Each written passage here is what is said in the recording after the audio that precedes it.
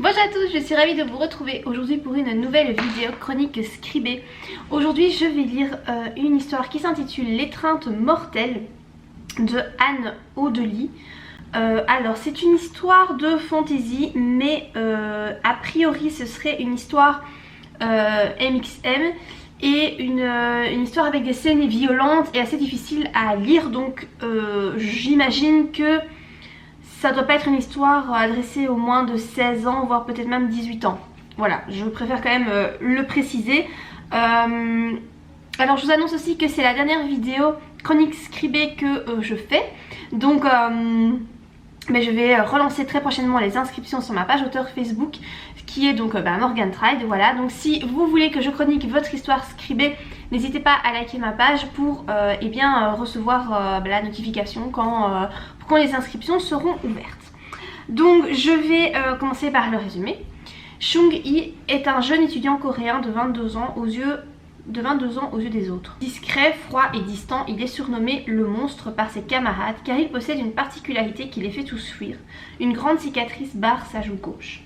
Arrogant, prétentieux, égoïste et imbu de lui-même, Devon Kovacs s'amuse avec son ami d'enfance à mener la vie dure à Chung-hee qu'il méprise à cause de son homosexualité. Mais un soir, c'est l'humiliation de trop et Chung-hee libère son vampire qui sommeille depuis trop longtemps. Minuit sonne et la faucheuse se réveille. Alors je trouve que ce résumé est très bien, il n'y a pas de faute d'orthographe ni rien, donc ça c'est très bien. C'est vraiment un bon point. Il y a juste la première phrase en fait, je trouve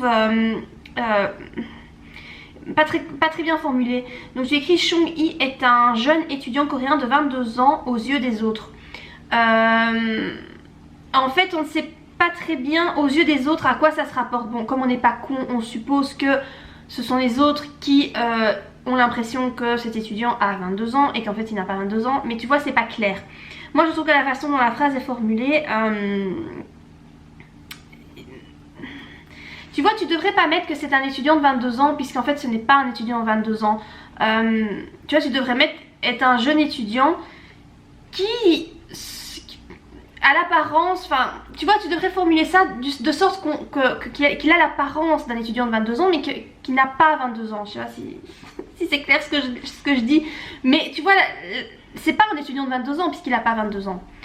Donc voilà, je trouve que cette première phrase est maladroite et pas très claire. Donc moi c'est je pense plus ou moins la seule chose que je modifierais parce que parce qu'en fait je trouve ça bien.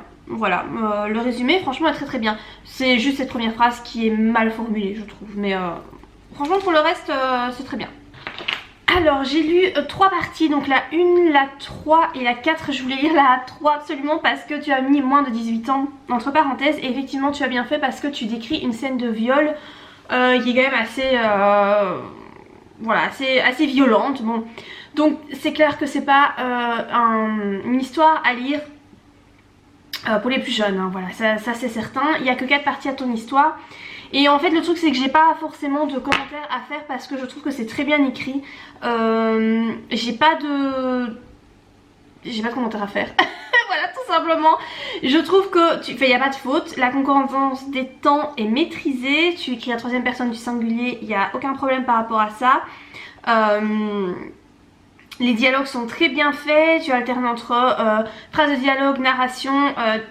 Voilà, tu fais ça très bien. On se trouve à un moment donné avec donc Chung-hee qui se trouve face à son double vampire dans une espèce d'endroit hors du temps. Enfin voilà, c'est ce que j'ai compris en tout cas dans l'histoire. C'est bien représenté. Visuellement, enfin moi j'ai eu aucun mal à visualiser les scènes. Tu donnes suffisamment de détails je trouve par rapport aux endroits où les gens se trouvent, etc. Et je vais pas pouvoir beaucoup t'aider. Voilà, parce que franchement je trouve ça très bien. Tu utilises du super beau vocabulaire aussi, des mots qu'on n'utilise pas très souvent et je trouve ça, moi je trouve ça très bien. Il n'y a pas de répétition, enfin on voit que tu maîtrises ton texte, que tu l'as probablement relu, retravaillé ou si c'est pas le cas, ben en tout cas ton premier jet est très bien.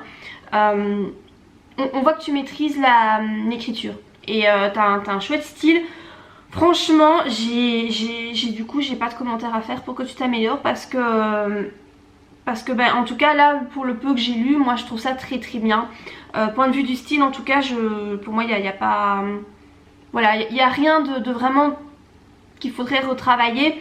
En tout cas il n'y a rien moi qui me saute aux yeux. Donc cette vidéo sera peut-être un peu inutile. Voilà.